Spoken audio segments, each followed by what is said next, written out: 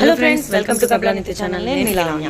ఈరోజు సాటర్డే నాగార్జున గారు ఫుల్ ఫైర్లో వస్తారు, అది మనకు తెలిసిన విషయమే. ఫస్ట్ ప్రోమో అబ్బాయికి రెడ్ కార్డ్ ఇవ్వడం అనేది, ఆ ప్రోమో మీలో ఎంతమందికి నచ్చింది? నాకైతే కొంచెమే నచ్చింది, పూర్తిగా నచ్చలేదు.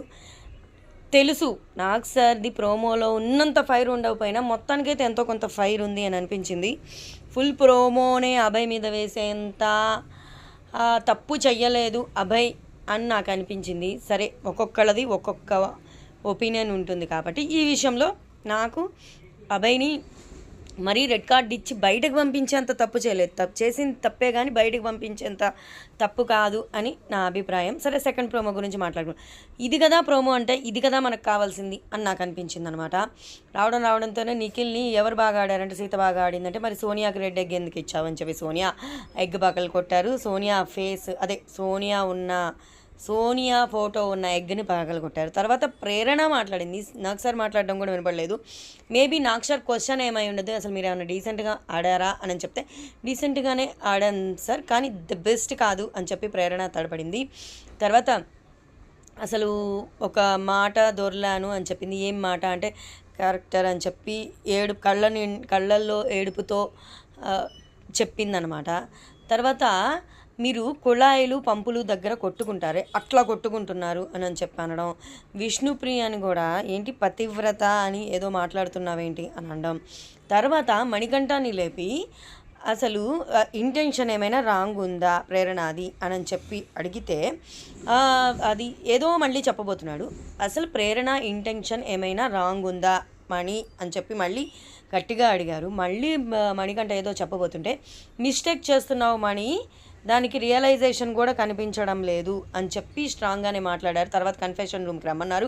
కన్ఫెషన్ రూమ్కి వచ్చిన తర్వాత వీడియో ఏం చూపించారో కానీ మణికంఠ కళ్ళ నీళ్ళు పెట్టుకుంటున్నట్టుగా కనిపించింది. ఆయన కళ్ళ నీళ్ళు ఏమిటంటే మనం జనరల్గా చూస్తూనే ఉన్నాము, ఎమోషన్ ఆపుకోలేకపోతున్నాడు, ఏడుస్తూనే ఉన్నాడు. తన హార్ట్ బాగా వీక్గా ఉంది అని నాకు అనిపించింది. వీక్ మీన్స్ బాగా ఏదో ఒక బాగా బాధపడి ఈ హౌస్లోకి ఎంటర్ అయ్యాడు. ఫస్ట్ వీక్ అంతా ఎమోషనల్గానే అందరినీ తీసుకొచ్చాడు. తర్వాత ఉత్సాహాన్ని తీసుకొచ్చుకున్నాడు. తనకి వ్యతిరేకంగా ఏదైనా జరిగితే మాత్రం తను తీసుకోలేకపోతున్నాడు. ఇది మణికంఠ ఉన్న ప్రస్తుత పరిస్థితి. అది చూపించారు. అదే దోశ వేసిన విధానాన్ని కూడా చూపించారు. అక్కడైతే మణికంఠ ప్రేరణ అన్న మాటనే నాగ్ సార్ కూడా వాడారు. చిన్న ఇష్యూని నువ్వు కల్పించుకొని పెద్దది చేసావని మాకు అనిపించింది చూసిన వాళ్ళకి అని నాగ్ సార్ చెప్పారు. నేను కూడా నా రివ్యూలో అదే చెప్పాను. ప్రేరణ మాటతో నేను పూర్తిగా ఏకీభవిస్తున్నాను అని చెప్పాను. ప్రేరణ మాత్రం సూపర్గా తన పాయింట్ని మాత్రం కరెక్ట్గా బయట పెట్టగలుగుతుంది. ఇక్కడ ఉన్న వాళ్ళందరూ కరెక్ట్గా మాట్లాడగలుగుతున్నారు అని అంటే అది ప్రేరణనే. నిఖిల్ కూడా బాగానే మాట్లాడుతున్నాడు, బాగానే ఆడుతున్నాడు. ఇక నిఖిల్ అయితే దూసుకుపోతున్నాడు అనుకోండి, అది వేరే విషయం. ఇక విష్ణుప్రియ కూడా అమ్మగారు చేయాల్సిందంతా చేసి శుద్ధపూసలాగా మొహం పెడుతుంది కదా, ఆ మొహమే ఇక్కడ కూడా పెట్టిందనమాట. మరి నాకు సార్ ఏమంటారో, విష్ణుప్రియని ఏమంటారో చూద్దాము.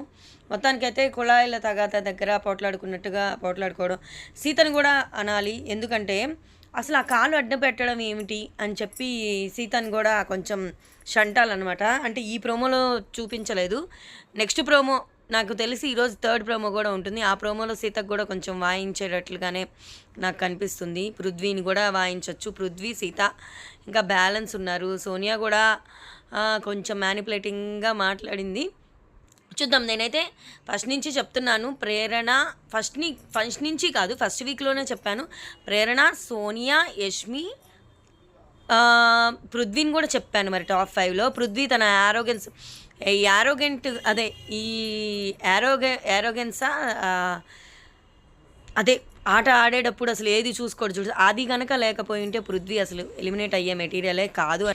నేను చెప్పిన టాప్ 5లో పృథ్వీ ఉండకపోవచ్చు అని అనిపిస్తుంది. ఎలిమినేట్ అయ్యాడని కూడా వార్తలు వస్తున్నాయి, చూద్దాం. సరే, ఈ వీడియో మీద మీ అభిప్రాయాన్ని ఏంటో కామెంట్ చేసి నచ్చితే మాత్రం లైక్ చేయడం మర్చిపోకండి.